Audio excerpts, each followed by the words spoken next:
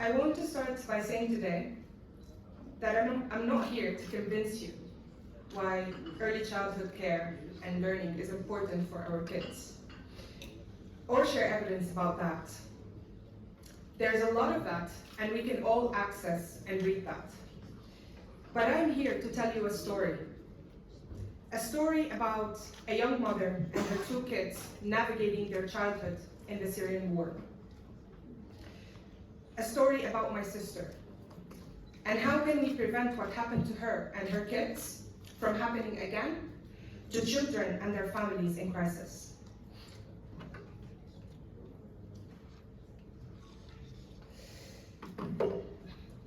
My sister was a young mother, newly married, and just had her first kid, my first nephew, George.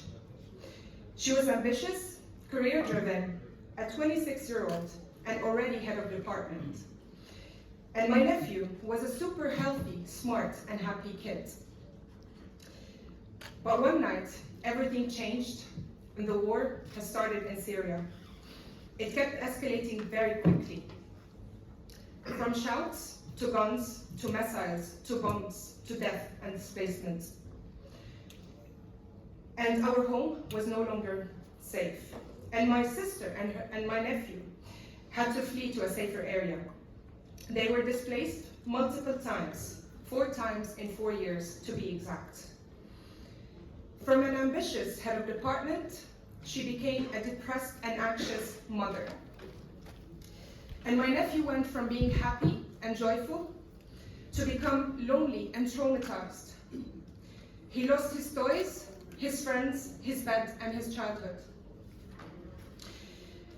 And as the years went by, my nephew was feeling more lonely, being displaced again and again, without having any access to child-friendly spaces available to meet kids his age.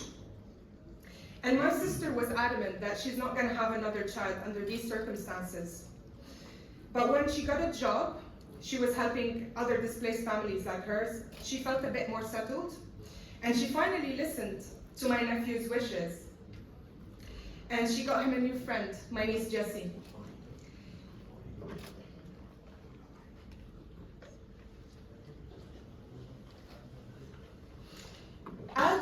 At that time, when this was happening, I wanted to do something for my community.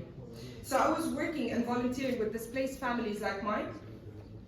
And after a while, I started working with one of the UN agencies in the Syrian humanitarian response.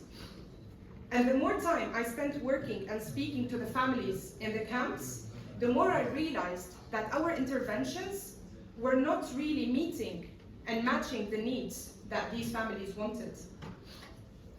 We were responding to their immediate needs, like food and hygiene kit, which is really important, but we weren't really responding to their long-term needs, like learning and mental health.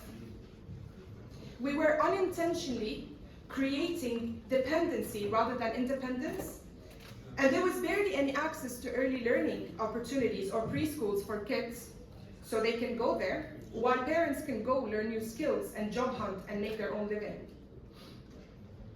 And while this was happening, the war has reached its peak, and it's really affected my sister's well-being and her kids' well-being as well. She didn't have any place to seek psychosocial services, no parent support groups, no child-friendly spaces, and no therapist to talk to in a society that, like many others, stigmatizes mental health.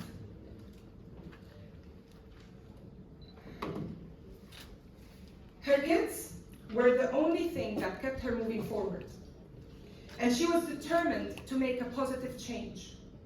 She threw herself at work, and in a few years she was able to help more than 2,000 displaced families in Syria. She was super proud of her comeback, but she also knew after 10 years of trying in the Syrian war that the future of her kids was uncertain because they didn't have available early learning opportunities or educational opportunities. And that's why they had to move outside of Syria when she was offered a job overseas. Today, my sister still struggles with anxiety And my nephew still has flashbacks from all the violence he witnessed, but they are doing better. Living in a different environment that provided them with early learning opportunities has done wonders for them and made them reach their full and true potential. My niece now speaks 3 languages and does sports, and my nephew is on the soccer team and he's also a tech genius. However, my niece told me last week when I was telling her about this and why I'm doing this speech, she told me she never wanted to leave Syria. And she never wanted to leave her teta and jiddo, which means grandma and grandpa. But she had to because she couldn't play, she couldn't learn English, and she couldn't do kickboxing like she wanted to do. And I always wonder, this makes me wonder all the time, if they did have access to early learning and early care and psychosocial services, if they did have a space to learn and play and express themselves, would they ever have to leave? Would they ever have to leave the place they called home?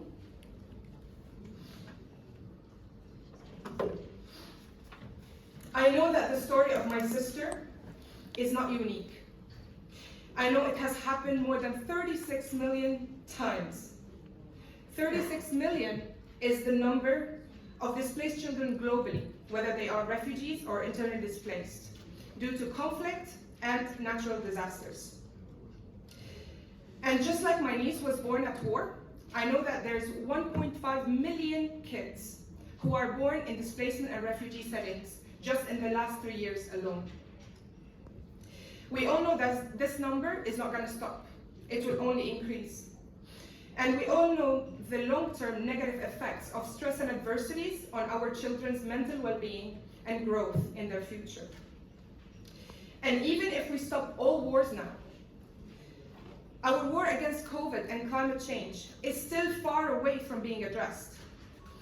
In 2050, climate disasters alone will cause an estimate of 24 million children who are under 5 years old to be undernourished due to food insecurity caused by climate change. The big question here, what are we doing to address this? And how can we break this cycle and make sure our children are able to have a good future and good childhood?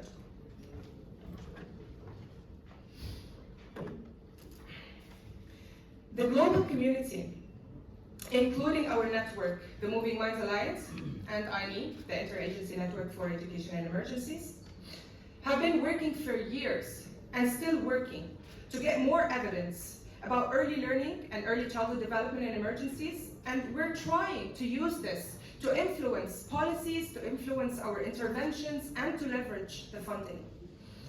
However, our recent research with INEE has proved that despite that education is positioned as a basic right, we're still, as global community, failing to meet those needs for children. And only 1% of our crisis funding actually goes to early learning opportunities for kids under 5. Only 1%. And even when we are responding to this, most of our early learning services exist in protracted and post-conflict rather than acute crisis, leaving the families and the children lost and unsupported.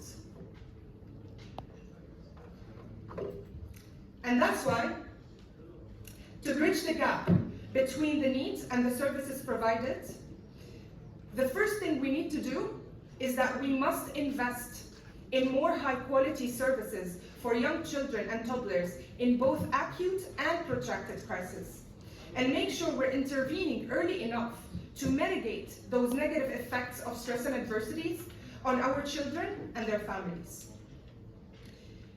Having said that, investing more money alone is not enough. We have to, where possible, to support national and local NGOs and actors, just like the one that my sister was working with, because they deeply also understand the context, the culture, and the needs of their own community. Secondly, we have to shape our early childhood development, funding, programming, evidence, and learning in a collaborative, inclusive, and intersectional way. We need to ensure that gender, race, class, and disabilities are taken into consideration to tackle social and gender norms and any other exclusionary systems and ensure equal access to children and their families, no matter their background. And the last thing is that we need to ensure our interventions are tailored to the needs of children and families. And for that to happen, we must be good listeners. We must be good listeners by giving them the space to learn from us and us from them, so they can help us shape better interventions that meet their needs and build on their capacities. Then, and only then, they will be capable to stand on their feet, build their lives again, and for their kids to grow and have the future they've always deserved. And finally, I do believe that we all showed up here because we care about the children in our own lives and we care about their rights. Whether it's our own children, our nieces, our nephews, our cousins or relatives, we don't want to imagine them and cannot imagine them go through war, pain, or any crisis. But guess what? It does happen. It happened to my sister and her kids. It happened to other families in Syria, in Yemen, in Ukraine, in Uganda, and in Palestine. And we all thought that it's not going to happen to us, but it did. And that's why we cannot wait for crisis to knock on our doors, so we can start taking action. We must act now, as our children's future everywhere is dependent on our actions today. And I truly believe in us as global citizens to achieve this together.